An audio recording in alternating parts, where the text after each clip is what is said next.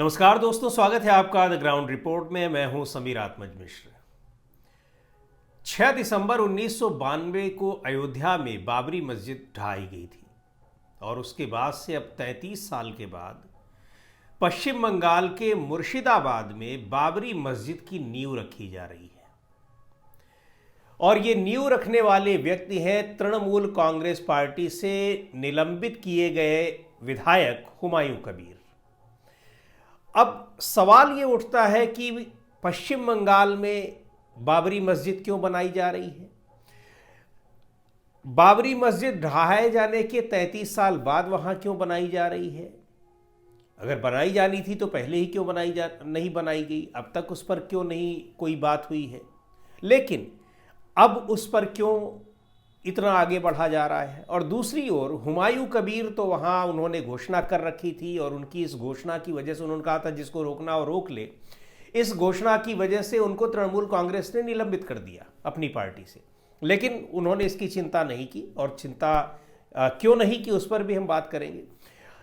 आज यानी उन्होंने 6 दिसंबर को बाकायदा इस बात का ऐलान किया था कि वो मुर्शिदाबाद में एक जगह पर जाएंगे और वहाँ नींव रखेंगे मस्जिद की और एक भव्य बड़ी मस्जिद बनाएंगे। काफ़ी ज़्यादा पैसा उसमें खर्च करने की बात हो रही है और उस जगह पर केवल बाबरी मस्जिद ही नहीं बनाएंगे बल्कि और भी तमाम अस्पताल होंगे, स्कूल होंगे, पता नहीं क्या क्या उन्होंने कहा है। आपको याद होगा कि जब 6 दिसंबर 1992 को बाबरी मस्जिद ढाई गई, उसके बाद लंबा केस ये चला है और केस चलने के बाद आखिरकार सुप्रीम कोर्ट ने ये फैसला दिया कि अयोध्या में मंदिर बने, भव्य मंदिर भगवान श्री राम का बना भी, उसके लिए ज़मीन दी गई। और अयोध्या से करीब 20 किलोमीटर दूर धन्नीपुर गांव में वहाँ मस्जिद के लिए भी ज़मीन दी गई।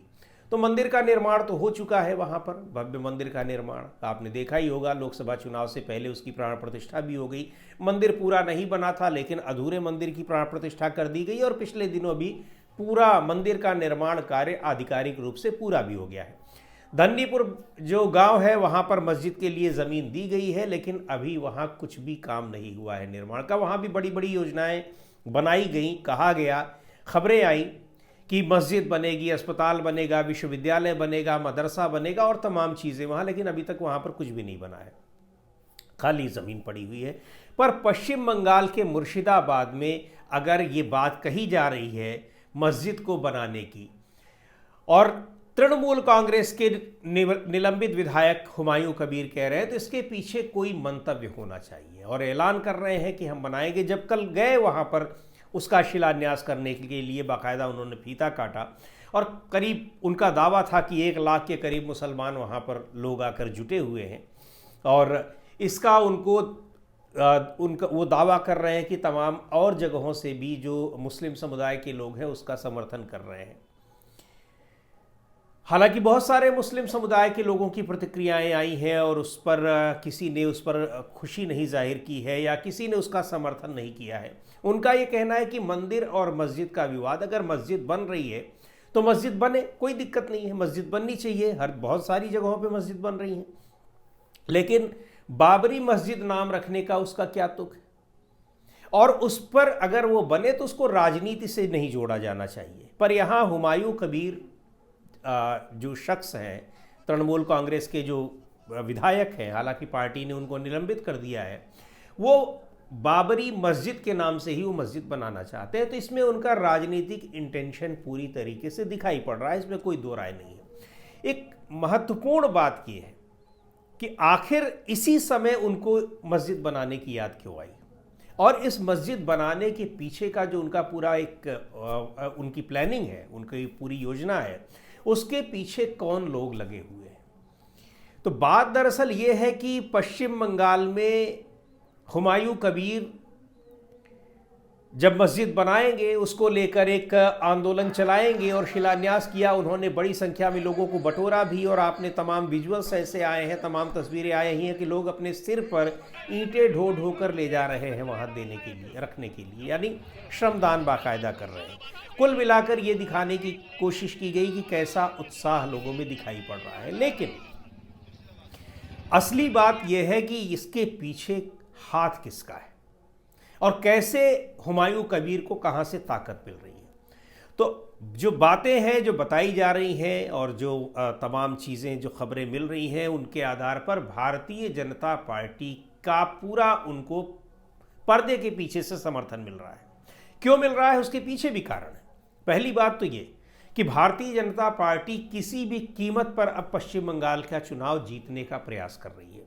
एसआईआर वहाँ पर चल ही रहा है, आपको पता ही है कि तमाम आरोपों के बावजूद, तमाम विरोधों के बावजूद, तमाम विरोध प्रदर्शनों के बावजूद वहाँ पर एसआईआर हो रहा है, जबकि उसको चैलेंज किया गया है सुप्रीम कोर्ट में भी। बिहार में एसआईआर हुआ और उसका नतीजा निकला बीजेपी के पक्ष में। वहाँ भी ये आरोप लग रहे हैं कि भारतीय जनता पार्टी येन केन प्रकारेण पश्चिम बंगाल में इस बार अपनी सरकार बनाना चाहती है। बनाना तो वो पिछली बार भी चाहती थी, यानी 2021 में भी। अगले ही साल अब चुनाव होने हैं पश्चिम बंगाल विधानसभा के, लेकिन वहाँ बहुत शोरगुल करने के बावजूद भारतीय जनता पार्टी सरकार बनाना तो छोड़ दीजिए, वो दहाई के आंकड़े को भी नहीं पार कर पाई थी। वहाँ नारा दिया गया था और ये घोषणा की गई थी कि 200 से ज़्यादा हम सीटें जीतेंगे। 294 सदस्यीय विधानसभा में 200 सीटें जीतने का दावा किया गया था। सीटें आई 77। उसके बाद उन 77 में से भी कुछ विधायक छोड़कर बाद में तृणमूल कांग्रेस में चले गए। लेकिन इस बार जबकि लोकसभा चुनाव में अल्पमत में आ गई भारतीय जनता पार्टी, उसके बाद जिस तरह से राज्यों के चुनाव जीती जा रही है और जिस तरह से आरोप लग रहे हैं विपक्ष के कि इसमें चुनाव आयोग की पूरी मदद हो रही है, चुनाव आयोग की सहायता से ये चुनाव जीते जा रहे हैं। अब कैसे जीते जा रहे हैं वो अलग बात है, लेकिन इन सब के बाद हर भारतीय जनता पार्टी की पूरी कोशिश होती है, वहाँ पर तो कोई गठबंधन भी नहीं है, वहाँ पूरी कोशिश ये है कि सीधे सीधे सांप्रदायिक ध्रुवीकरण। ममता बनर्जी ने हुमायूं कबीर को इसीलिए पार्टी से निष्कासित कर दिया कि वो बाबरी मस्जिद बनाने को लेकर कोई दिक्कत नहीं, लेकिन आप बाबरी मस्जिद बनाकर एक सांप्रदायिक राजनीति खेलने की कोशिश कर रहे हैं, जिसके लिए उन्होंने इनको पार्टी से निलंबित कर दिया। अब खबरें जो आ रही हैं कि हुमायूं कबीर तो चाहते ही यही थे, और आपको बता दें कि हुमायूं कबीर की राजनीति की शुरुआत हुई है कांग्रेस पार्टी से। 2012 में जब ममता बनर्जी का वहाँ पर उदय होता है और सरकार बनती है, तो फिर वो कांग्रेस पार्टी छोड़कर बाद में चले गए वहाँ तृणमूल कांग्रेस में। तृणमूल कांग्रेस को भी उन्होंने फिर वहाँ छोड़ दिया। तृणमूल कांग्रेस छोड़ने के बाद फिर वो 2018 में भारतीय जनता पार्टी में आते हैं। 2019 में मुर्शिदाबाद से वो चुनाव भी लड़ते हैं भारतीय जनता पार्टी के टिकट पर, लोकसभा चुनाव हार जाते हैं। उसके बाद फिर भारतीय जनता पार्टी छोड़ते हैं, फिर वो तृणमूल कांग्रेस में आते हैं। ये उनकी राजनीतिक यात्रा है। बताया जा रहा है कि भारतीय जनता पार्टी का वो बहुत बड़ा मोहरा इस समय बन रहे हैं पश्चिम बंगाल में। बाबरी मस्जिद का जिक्र करेंगे, चर्चा करेंगे, बाबरी मस्जिद बनाएंगे। निश्चित तौर पर इसमें मुसलमानों के एक वर्ग का उनको समर्थन मिलेगा और मिल भी रहा है। अगर ये समर्थन मिलता है तो ये ममता बनर्जी के वोटों को ये काटने का काम करेगा। उन्होंने घोषणा भी कर रखी है हुमायूं कबीर ने कि 22 तारीख को अपनी अलग पार्टी बनाएंगे।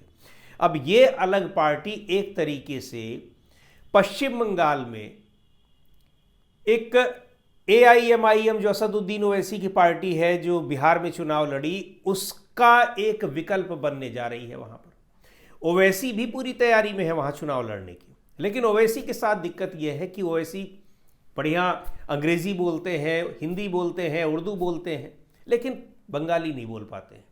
हुमायूं कबीर के साथ एक प्लस पॉइंट ये है कि बाकायदा बढ़िया, अब वो खुद बंगाल के हैं ही, तो बढ़िया बंगाली भी बोलते हैं और उर्दू हिंदी उनको आती ही है, अंग्रेजी आती ही है।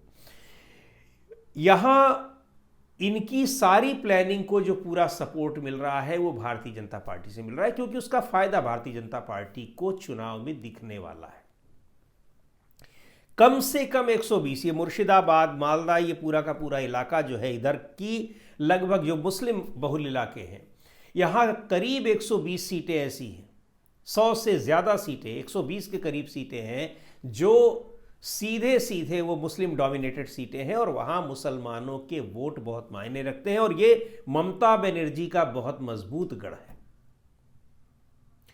और इस मजबूत गढ़ में अगर हुमायूं कबीर की पार्टी को और उन मुस्लिम बहुल इलाकों में वो चुनाव अपने प्रत्याशी खड़े कर देते हैं तो स्थानीय प्रत्याशी होंगे, और जाहिर सी बात है कि जो कुछ पार्टी तृणमूल कांग्रेस से भी तोड़ कर लाएंगे, कुछ कांग्रेस के पुराने होंगे, कुछ वामपंथ के होंगे। इन ऐसे मुस्लिम कैंडिडेट्स को अगर वो खड़ा करते हैं, कुछ भी वोट काटते हैं, तो सीधे सीधे ये भारतीय जनता पार्टी को नुकसान, माफ़ कीजिएगा, तृणमूल कांग्रेस को नुकसान पहुंचाएंगे। और उसका सीधा फायदा, चूंकि वहाँ जो सीधी लड़ाई होनी है, वो पिछले चुनाव में भारतीय जनता पार्टी की उपलब्धि ही यही थी, 77 सीटों पर सिमट भले गई, लेकिन पश्चिम बंगाल के चुनाव को उसने बीजेपी वर्सेस तृणमूल कांग्रेस कर दिया, तृणमूल कांग्रेस वर्सेस बीजेपी। हालांकि कांग्रेस पार्टी भी वहाँ मजबूती से लड़ने की तैयारी कर रही है, लेकिन कांग्रेस पार्टी में वो दमखम दिखाई नहीं पड़ रहा है। सीधी लड़ाई जो दिखाई पड़ रही है वो अभी भी तृणमूल कांग्रेस और भारतीय जनता पार्टी के बीच। ऐसी स्थिति में मुस्लिम बहुल इलाकों में हुमायूं कबीर अगर बाबरी मस्जिद के मुद्दे को उठाकर चुनाव में उतर रहे हैं, प्रत्याशी उतार रहे हैं, तो चुनाव जीते या ना जीते, लेकिन तृणमूल कांग्रेस को नुकसान तो पहुंचाएंगे ही, क्योंकि वो जितना वोट काटेंगे वो सारा वोट किसका होगा, वो तृणमूल कांग्रेस का। और अभी तो उनकी पार्टी बनी नहीं है, अभी चुनाव में भी 5-6 महीने बचे हुए हैं। इस बीच कितना वो अपने अभियान को आगे बढ़ा पाते हैं, क्योंकि उनका जो बैकअप सपोर्ट है वो ज़बरदस्त मजबूत है। अगर ये बातें सही हैं कि उनको भारतीय जनता पार्टी से ही सहयोग मिल रहा है, फंडिंग हो रही है, तो फिर मजबूती के साथ उनके पास रिसोर्सेज की कमी नहीं है। हाँ, ये है कि अब इसमें उनको समर्थन कितना मिलता है, क्योंकि जो देखने में आ रहा है अभी भी वहाँ इस मुद्दे को वो उठा रहे हैं, लेकिन वहाँ का आम मुसलमान जो है वो यही समझ रहा है कि ये सारी चीज़ें राजनीति की हैं और ये बीजेपी को ही फायदा पहुँचाने वाली चीज़ें हैं। लेकिन क्या वास्तव में यही सोच बनी रहेगी? क्योंकि यही बात कही जा रही थी बिहार के चुनाव में भी, पिछले बिहार विधानसभा के पिछले चुनाव में भी, यानी 2020 में भी 5 सीटें IMIM को मिल गई, इस बार भी उसको 5 सीटें मिल गई। महज 25 सीटों पर चुनाव उम्मीदवार उतारे थे IMIM में और 5 सीटें जीत गई। कई सीटों पर RJD और कांग्रेस को हराने का काम किया। तो ये चीज़ अगर पश्चिम बंगाल में भी कुछ इस तरह की स्थितियां बनती हैं और हुमायूं कबीर जो पार्टी बनाते हैं, अगर वो पार्टी बेहतर तरीके से लड़ती है चुनाव, उम्मीदवार बेहतर तरीके से लड़ते हैं, तो ऐसी जगहों पर निश्चित तौर पर वो नुकसान पहुंचाएंगे तृणमूल कांग्रेस को। तो ये पूरी प्लानिंग हो रही है और इसके पीछे बाकायदा इस मुद्दे को और गर्म करने की कोशिश हो रही है। उधर हुमायूं कबीर शिलान्यास कर रहे हैं, यानी अब उसको बनाएंगे, लोग श्रमदान कर रहे हैं, ईंट ले जा रहे हैं, गिट्टी ले जा रहे हैं, पत्थर ले जा रहे हैं, सीमेंट बालू ले जा रहे हैं और पैसा दे रहे हैं। ये भी कहा गया है कि उसमें लगभग 300 करोड़ रुपए इकट्ठे किए जाएंगे चंदा जुटाकर। अब ये सारी चीज़ें चंदा जुटाकर करते हैं, कैसे भी करते हैं, ये पूरा का पूरा अभियान जो गर्म किया जा रहा है। दूसरी ओर उत्तर प्रदेश के डिप्टी CM जो बिहार चुनाव में काफ़ी उनको मौके मिले और काफ़ी उनको आगे बढ़ाने की कोशिश की गई, केशव प्रसाद मौर्य, उनका बयान आया है कि वहाँ बनेगी मस्जिद तो फिर से हम उसको गिराएंगे। यानी वो ये तो स्वीकार कर ही रहे हैं कि जो अयोध्या वाली मस्जिद थी वो हमने गिराई, अब अगर दूसरी बन रही है पश्चिम बंगाल के मुर्शिदाबाद में तो उसको भी गिराएंगे, या कहीं भी बनेगी तो उसको हम गिराएंगे। तो ये आरोप और प्रत्यारोप, यानी एक क्रिया और प्रतिक्रिया शुरू हो गई है। इस क्रिया और प्रतिक्रिया का नतीजा क्या होगा? इस क्रिया और प्रतिक्रिया का नतीजा होगा सांप्रदायिक ध्रुवीकरण, और इस सांप्रदायिक ध्रुवीकरण से सबसे ज़्यादा किसको फायदा होता है? भारतीय जनता पार्टी को। तो भारतीय जनता पार्टी अपने उस अभियान में निकल गई है और एक तरीके से उसको, जैसे बिहार में असदुद्दीन ओवैसी मिले, जो कहा जाता है कि असदुद्दीन ओवैसी को भी बीजेपी ने ही प्लांट किया है, बिहार चुनाव में उनको पूरी मदद मिली, जानबूझकर उनको आगे बढ़ाने की कोशिश की गई, उसी तरीके से अब यहाँ एक नए ओवैसी मिलते दिखाई पड़ रहे हैं पश्चिम बंगाल में, और वो है हुमायूं कबीर। अब देखना यह है कि हुमायूं कबीर कितना नुकसान पहुंचा पाते हैं तृणमूल कांग्रेस को। लेकिन लगभग, जैसा हमने बताया कि मुर्शिदाबाद मालदा के आसपास के इलाकों की लगभग 120 सीटें ऐसी हैं जो प्रभाव रखती है, जहां मुस्लिम बहुत सीटें हैं, और अगर वहां पर मुस्लिमों के वोटों में बंटवारा होता है तो सीधा सीधा नुकसान उसका होगा तृणमूल कांग्रेस को। तो अब और चूंकि भारतीय जनता पार्टी में रह चुके हैं हुमायूं कबीर, भारतीय जनता पार्टी से उनके कनेक्शन, उनके संबंध तमाम नेताओं से, शीर्ष नेताओं से बहुत अच्छे बताए जाते हैं। और 2019 में उनको टिकट दिया था मुर्शिदाबाद से पार्टी ने। तो इसका मतलब ये है कि अब उनको अगर तृणमूल कांग्रेस से कुछ मोहभंग हो रहा है या उनको कुछ बड़ा ऑफर दिया गया हो, तो वो अब अपनी एक पार्टी तैयार कर रहे हैं। और कहा यह जा रहा है कि उस पार्टी को तैयार करने के पीछे जो पूरी ताकत लग रही है वो लग रही है भारतीय जनता पार्टी की। आगे होता क्या है ये देखने वाली बात होगी, लेकिन जिस तरह से वहाँ के चुनाव को भी एक सांप्रदायिक ध्रुवीकरण की ओर मोड़ने की कोशिश की जा रही है, तो उसके नतीजे क्या होंगे ये देखना बड़ा दिलचस्प होगा। आज की वीडियो में इतना ही। अगले वीडियो में फिर मिलेंगे एक नए विषय के साथ, एक नए मुद्दे के साथ। द ग्राउंड रिपोर्ट के यूट्यूब चैनल को आपने अब तक सब्सक्राइब न किया हो तो ज़रूर कर लें। हमारे वीडियोस को लाइक करें, शेयर करें और अपने सुझाव भी हमें ज़रूर भेजें।